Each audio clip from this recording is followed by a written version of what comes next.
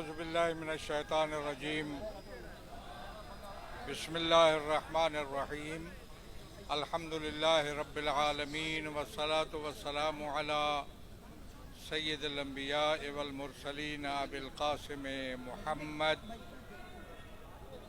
وآلہ الطیبین وصحبہ المنتجبین اما بعد فقد قال اللہ تبارک و تعالی والذین جاہدوا فینا لنہدینہم سبلنا۔ عزیزان گرامی،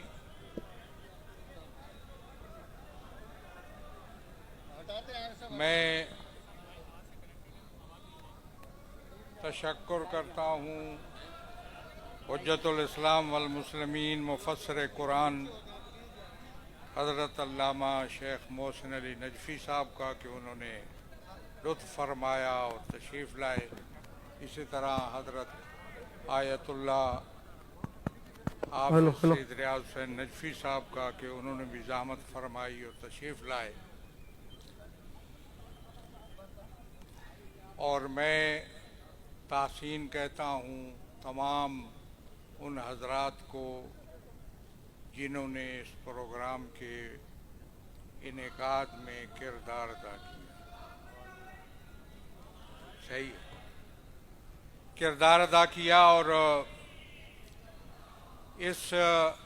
اس محفل کے اور اس کانفرنس کے خاموش ہو جائیے، بس کیجیے۔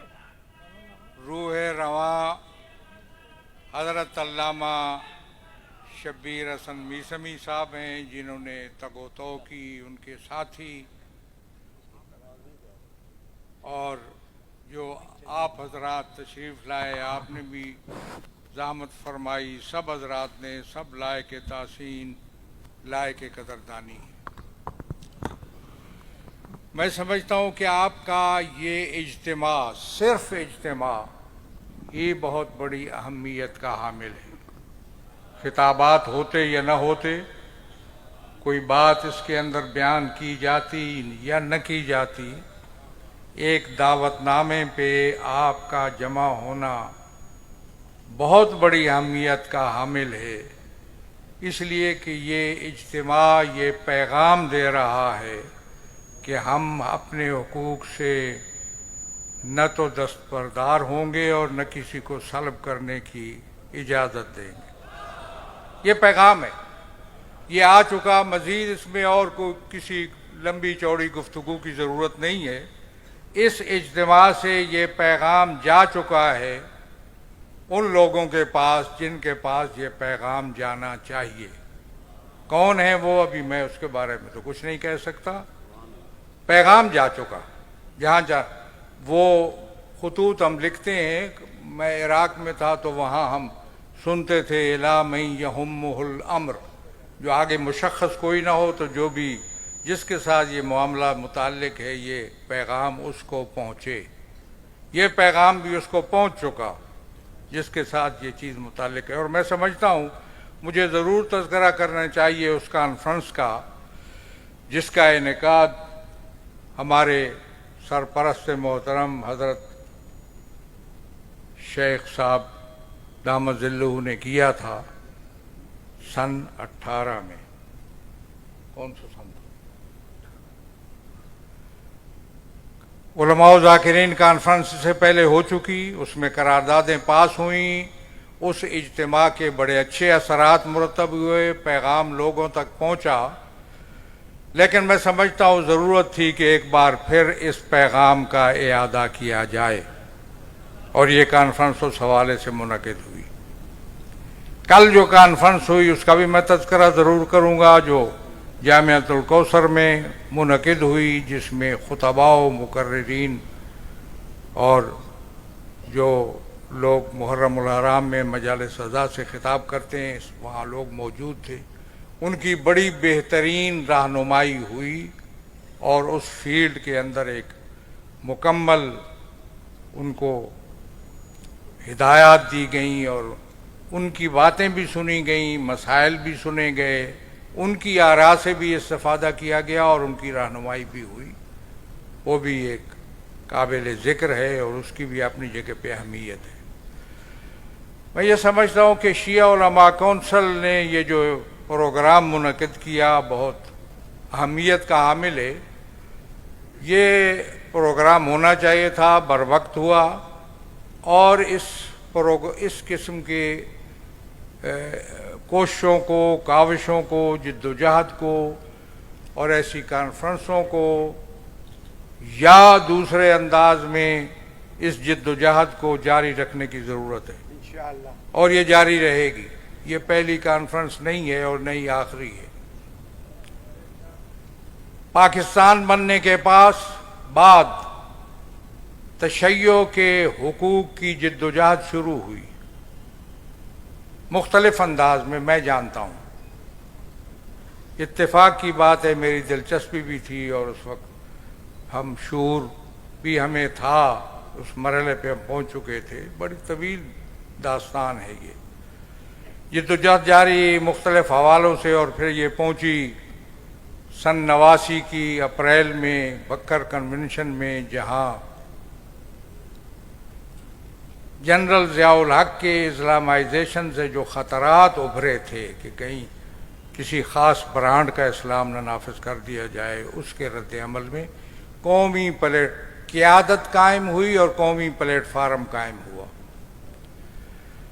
قیادت کے حوالے سے آپ کی محبتوں کا، آپ کے جذبات کا میں شکریہ ادا کرتا ہوں، لیکن میں اس سے زیادہ اہمیت اس قومی پلیٹ فارم اور قومی جد و جہد کو دیتا ہوں۔ قیادت بھی اسی کے حوالے سے ہے۔ اس جد و جہد کو برقرار رکھنا، اس جد و جہد کو آگے بڑھانا، یہ ہماری ذمہ داری ہے۔ پہلے تو اس کا ہدف تھا قانون سازی کے اندر تشیع کے حقوق کی حفاظت۔ میں مختصر چل رہا ہوں آگے۔ قانون سازی کے اندر، اور اس میں کامیابی بھی ہوئی۔ آپ کی اطلاع کے لیے، یہ جو آج قوانین کی بات ہو رہی تھی، یہ کامیابی مفتی جعفر حسین کے زمانے میں ہوئی، جب دفعہ 227 آئین کے اندر ایک توجیہ کا اضافہ ہوا، اور اس کے بعد 15 ستمبر کو ایک سن 80 کو اس معاہدے کے نتیجے میں جو مفتی جعفر حسین صاحب اور بزرگان ملے تھے اس کو، اور اس کے نتیجے میں یہ توجیہ ہوئی، توجیہ کا اضافہ ہوا، اور اس کے بعد زکوٰۃ آرڈیننس کا نفاذ ہوا، جس کو بعد میں پھر چیلنج کر دیا گیا اور کی صورتحال بدل گئی۔ یہ وہاں سے شروع ہوا۔ اس کے بعد آپ سب نے، ہم نے، سب نے مل کر اس قومی جد و جہد کے اہداف میں وسعت پیدا کی۔ اس وقت میری ضرورت ہے، سب سے پہلے میں چاہتا ہوں کہ تذکرہ کروں کشمیر کا۔ میری ذمہ داری بنتی ہے کہ کشمیریوں پر ہونے والے مظالم سے میں نفرت کا اظہار کروں اور مذمت کروں، اور ان کا جو حق رائے دہی ہے اس کو، ان کے استعمال کے حق کو میں سپورٹ کروں اور اس کی تائید کروں۔ میری ذمہ داری بنتی ہے کہ میں فلسطینیوں کے حقوق کی بات کروں اور اس کی تائید کروں، اور فلسطینیوں پر ہونے والے مظالم سے نفرت کا اظہار کروں، اور ہر سال ہم کرتے ہیں قدس کے موقع پہ۔ اور اب جب آئے تھے صدر امریکہ کے تو ہم نے کہا کہ اس شخص کو قاتل لاشوں پر کھڑے ہو کر، مظلوم شہداء کی لاشوں پر کھڑے ہو کر حق نہیں پہنچتا کہ کوئی بات کرے۔ بہرحال وہ تو قائد اعظم کا نظریہ بھی ہے بنیادی، اور جو قرارداد پاس ہوئی تھی سن 1940 میں، جہاں مینار پاکستان ہے، اس میں 2 قراردادیں تھیں۔ مینار پاکستان میں ایک قرارداد پاکستان تھی، اور اس کے ساتھ فلسطین کے بارے میں قرارداد تھی۔ بہت بڑی اہمیت تھی، اور قائد اعظم کو بڑی دلچسپی تھی اس معاملے سے۔ بہرحال اس کے بارے میں بات کرنا چاہتا ہوں۔ میں سمجھتا ہوں میری ذمہ داری بنتی ہے ایک ذمہ دار فرد کے، اور توقع رکھتے ہیں لوگ کہ میں بات کروں افغانستان کی، کہ افغانستان کی جو صورتحال ہے اس کو سنبھلنا اور سدھرنا چاہیے۔ کیوں بنی یہ صورتحال اور یہاں تک کیسے پہنچا موقع، میں ذرے ذرے اور لمحے لمحے سے واقف ہوں۔ لیکن میں اس قوم کی بات کرتا ہوں، ان لوگوں کی جو حکمران ہیں ان کی بھی میں بات کرتا ہوں، اس لیے کہ وہ آئے تھے ہمارے پاس۔ سمجھ لیجئے اس بات کو کہ ہم ایک بین الاقوامی ذمہ دار لوگ ہیں، ہماری ذمہ داریاں ہیں۔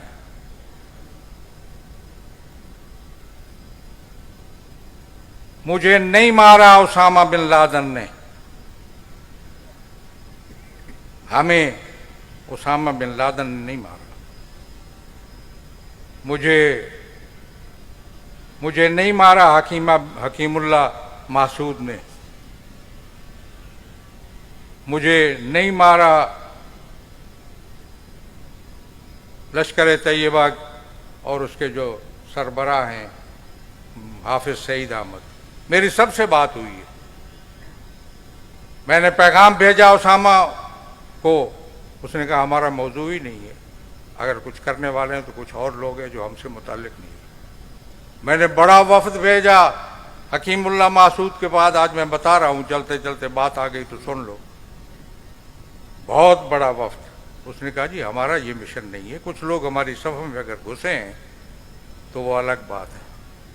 میری ڈائریکٹ بات ہوئی حافظ سعید سے، اس نے کہا کہ ہم اپنے کاز کو نقصان نہیں پہنچا سکتے شیعہ سنی مسئلے کو اٹھا کر۔ میں گواہی دیتا ہوں کہ لشکر طیبہ کا کوئی آدمی شیعہ کشی کے اندر اس کا ہاتھ نہیں تھا۔ میں مسلکوں کی نفی کرتا ہوں، کوئی مسلک عزاداری میں رکاوٹ نہیں ہے۔ تفریق کیا کرو۔ یہ جو بات ہے نا جو منڈی بہاؤالدین کی ہے یا وہ لاہور کی بات ہے، یہ عوام کی طرف سے یہ کبھی کبھی کئی کونے خدرے میں ایسی باتیں اٹھتی ہیں۔ یہ جو ایف آئی آریں ہیں نا، یہ ایف آئی آریں ان کی طرف سے نہیں ہے، کسی اور طرف سے ہیں۔ یہاں کہہ گئے مولانا کہ پتہ نہیں ہے کوئی حکومت ہے بھی یا نہیں ہے، اس لیے میں نے کہا تھا کہ میرا خطاب اس کو ہے الا من یہم الامر، میں اس کو کہہ رہا ہوں جو یہ کرتا ہے، جس کے بارے میں وہ کہہ رہے تھے کہ وہ کوئی عزاداری کے خلاف یہ باتیں کرتے ہیں۔ میں جانتا ہوں یہ باتیں اس سے پہلے 10-15 سال پہلے ہوئی تھی، ٹاسک فورس بنی تھی عزاداری کے خلاف۔ میں نے اس ٹاسک فورس کو آخر میں حذف کرایا اور ختم کرایا۔ میں نے کہا کہاں لے جا رہے ہو شیعوں کو، رک جاؤ یہیں پہ۔ اب میں اور طرف جاؤں گا تو میں بتاؤں گا کہ پاکستان کیا ہے اور پاکستان بنا کس لیے تھا، وہ کون سا پاکستان تھا، آج پاکستان کی کیا حالت ہے۔ جب بنا تھا شیعوں کو تحفظ تھا، دیا گیا تھا تحفظ کہ تمہارے حقوق محفوظ رہیں گے، اگرچہ آئینی لحاظ سے شیعہ محفوظ ہیں، کسی کے تحفظ کی ضرورت نہیں تھی، لیکن بزرگ نے تحفظ دیا تھا تشیع کو، وہ آج تک موجود ہے، وہ ہمارے پاس ساری چیزیں، اور مجھے ضرورت نہیں ہے کسی کے تحفظ دینے کی۔ میں پاکستان کا شہری ہوں، وارث ہوں، مالک ہوں، حصہ دار ہوں، میں نے یہاں رہنا ہے۔ میں بتاؤں خاندانی لحاظ سے مجھے 800 سال ہو چکے اس سرزمین میں آئے ہوئے، تو کیا بات کرتے ہو، ہم اس وقت سے عزادار ہیں، 800 سال سے عزاداری ہو رہی ہے۔ میں ان باتوں کی طرف نہیں جاتا، لیکن میں یہ سمجھتا ہوں میں کسی ہنگامہ خیزی کا بھی قائل نہیں ہوں۔ محرم آ رہا ہے، میں اس کے لیے یہ استقبال محرم کے لیے یہ کانفرنس میں ان کو متوجہ کر رہا ہوں۔ میں نے کہا تھا کہ ہمیں نہیں مارا، لشکروں نے مارا، ہمیں مروایا گیا لشکروں کے ذریعہ۔ وہ کوئی نہیں ہے، مجھے کسی مسلک کا تعلق نہیں ہے میرے قتل کرنے میں یا مجھے مارنے میں یا اس میں۔ اس لیے اتحاد و وحدت ہے میری سب کے ساتھ، سب کو میں مانتا ہوں، وہ ہمیں مانتے ہیں۔ کہیں کونے خدرے میں کوئی بات آئے تو اس کی کوئی حیثیت نہیں ہے۔ اس لیے میں یہ سمجھتا ہوں کہ آنے والا محرم جو ہے، میں توقع رکھتا ہوں کہ وہ ایس او پی جو تم نے بنائی تھی، ہر چیز میں تبدیلی آ رہی، وہ ایس او پی کیوں نہیں بدلی جو مجلس اعضاء پر ایف آئی آر کرنے کی ایس او پی تھی مولانا؟ کس سن میں بنی تھی؟ کیوں نہیں بدلی؟ یہ ایس او پی آپ کو بدلنی پڑے گی، اس لیے کہ میرا وجود اس کی نفی کرتا ہے، اس ایس او پی کی۔ یہ ایف آئی آریں جیسے مولانا بتا رہے تھے صحیح بتایا انہوں نے، تفصیل بتائی، ان ایف آئی آروں کو ہم نہیں مانتے ہیں۔ اب نہ کیجیے گا آئندہ یہ کام، آئندہ آنے والا محرم جو ہے آپ حضرات بھی توجہ رکھیں، ہم کوئی مازارائی نہیں کرنا چاہتے، اور جب ہم مازارائی کریں گے تو وہ پاکستان کی تاریخ میں ایک مثال ہوگی جس کی کوئی نظیر نہیں ہوگی۔ نعرہ تکبیر، نعرہ رسالت، نعرہ حیدری۔ اتمام حجت ہم کرتے آ رہے ہیں، بڑی مدت سے کرتے آ رہے ہیں، لیکن یہ کسی چیزیں ناقابل برداشت ہیں۔ ہم اپنے حقوق پر نہ کوئی سودا بازی کر سکتے ہیں نہ کچھ کر سکتے ہیں۔ ہمارے جو مسائل اور مشکلات ہیں، حتیٰ کہ عوام کے جو مشکلات ہیں، مہنگائی ہے، بے روزگاری، یہ دیکھا ہم نے، اس پہ قرارداد ڈلوائی۔ مہنگائی، بے روزگاری، بد امنی، ناانصافی، لوگ جس میں مبتلا ہیں، عام مسائل، اس میں بھی میری ذمہ داری ہے۔ وما اخذ اللہ علی العلماء اللہ یقاروا علی قزۃ ظالم ولا سغب مظلوم، مولا امیر کا فرمان ہے، میری ذمہ داری بنتی ہے، میں مکلف ہوں اس بات کا۔ لیکن یہ بھی سمجھ لیجئے بہت سی چیزیں مجھے معلوم ہیں، بہت سی چیزوں میں چھوڑتا ہوں، بہت سے حقائق کا مجھے پتہ ہے۔ اس وقت کس کو میں کہہ رہا ہوں، وہ مولانا کہہ رہے تھے پتہ نہیں یہاں کوئی حکومت ہے یا نہیں ہے، کچھ بھی ہے میں متوجہ کر رہا ہوں ان کو جو اس سے تعلق رکھتے ہیں، اور ان کو کہہ رہا ہوں کہ یہ غلط ہے جو کر رہے ہو، خلاف قانون ہے، خلاف آئین ہے، اور یہ چیزیں زیادہ دیر تک نہیں چل سکتی۔ ہم اس کو ایک مدت سے برداشت کرتے چلے آ رہے ہیں۔ ہم نے بڑے اچھے انداز میں، معقول انداز میں، مہذب انداز میں، ہم مہذب لوگ ہیں، اور ہم ان کے ماننے والے ہیں جنہوں نے تہذیب کا درس دیا ہے دنیا کو، اس لیے ہماری ذمہ داری بنتی ہے کہ وہ اچھے انداز میں مسائل کو اٹھائیں۔ لیکن میں سمجھتا ہوں اس کانفرنس میں یہ پیغام بھی دینا چاہتا ہوں، ایک تو یہ ہے کہ آپ کا آنا پھر میں تکرار کروں گا، یہی ایک پیغام ہے، بہت بڑا پیغام ہے، اور اس کے بعد کسی بات کی ضرورت بھی نہیں رہتی۔ لیکن میں یہ بتانا چاہتا ہوں کہ یہ پہلی کانفرنس نہیں ہے، اب آغاز ہو گیا ہے۔ ہم نے بہت زیادہ صبر کیا، بہت زیادہ ہم نے اس پر، میں اور کوئی باتیں نہیں کرتا، کچھ اور باتیں حضرات کرتے ہیں، کچھ سلسلہ ہے، ہم تو اس بات میں آپ کو نہیں ڈالتا کہ اس وقت جو عید الاضحیٰ پہ اشتہار چھپا تھا اس میں پھر میری تذلیل کی گئی، تم میں سے کسی کو اس مسئلے میں نہیں ڈالتا ہوں، میں اس مسئلے سے خود اس سے نبٹ رہا ہوں اور نپٹوں گا اس سے۔ ایک تنکا بھی ہم نے نہیں توڑا، جہاں سپریم کورٹ نے ہمارے اس ریفرنس کو تو تم نے کیا تھا، ریفرنس کیا تھا ہمارے خلاف، اس لیے کہ ہم مسلمہ جماعت ہیں، دو ریفرنس ہوئے ہیں پاکستان کی تاریخ میں، ایک عبد الولی خان کے خلاف اور ایک ہمارے خلاف، اور ریفرنس کو بوگس قرار دیا تھا، میرے خلاف، ہمارے خلاف ریفرنس کو بوگس قرار دیا تھا سپریم کورٹ نے، اور اب تک جب بوگس قرار دیتے ہونا کیا چاہیے، وزارت داخلہ سے ایک ڈی نوٹیفائی کرنا ہے مجھے، میں اپنی بات کرتا ہوں، نام نہ لیا کرو اس لفظ کا، ڈی نوٹیفائی یہ نہیں ہو رہا، اور اس کے لیے ڈی نوٹیفائی کرنا ہے، ان کی ذمہ داری ہے، نہیں کریں گے تو مجھے دینے کے لیے ان کے پاس، میرے پاس کچھ بھی نہیں ہے۔ لبیک یا حسین، جتنے سال بھی گزر جائیں، لبیک یا حسین،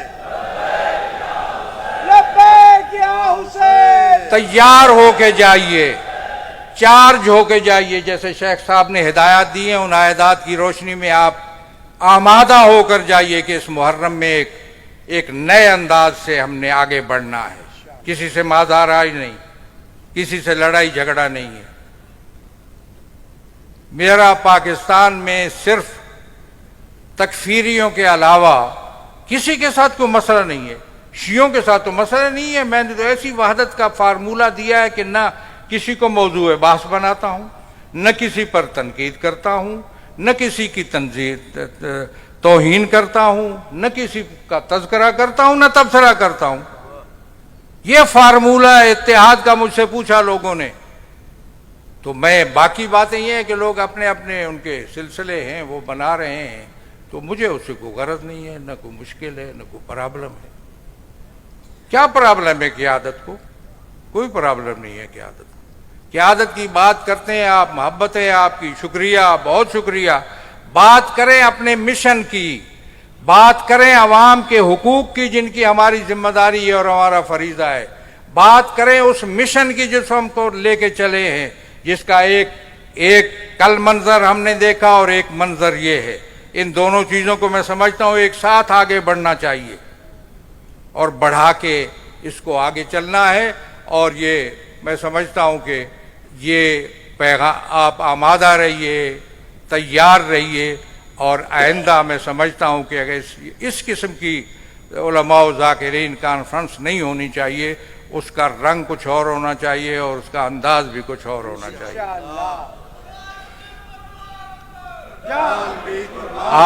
آپ کے صبر کا، حوصلے کا، اتنی دیر بیٹھا رہنے کا، دور دراز سے سفر کرنے کا، اور پھر سفر کے لیے آپ جا رہے ہیں، میں پڑھنے سے بتائیے جائیں گے۔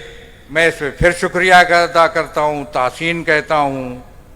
اللہ تعالیٰ آپ کو حفظ بارعام پہ اپنی رحمتیں اور برکتیں نازل فرما، شر شیطان، شر دشمنان سے اپنے حفظ و امان میں رکھ، پریشانیاں دور فرما، مشکلات رفع فرما، ملت کے حقوق کی تحفظ کی ہمت و توفیق عنایت فرما، حقوق سلب کرنے والوں کو بارعلا ہدایت و رہنمائی فرما، محرم الحرام کو پرجوش انداز منانے میں کی ہمت عنایت فرما، اتحاد و وحدت کی برکت سے مالا مال فرما، دلوں میں جو حاجات ہیں تو علیم بذات صدور ہے پوری فرما، ہم سب کی توفیقات خیر میں اضافہ فرما۔ آخر میں ایک شخصیت جو مرحوم ہوئی ہیں علامہ حامد علی شاہ موسوی، ان کی مغفرت کے لیے، ان کے درجات کی بلندی کے لیے سورہ فاتحہ اور سورہ اخلاص۔ بسم اللہ الرحمن الرحیم۔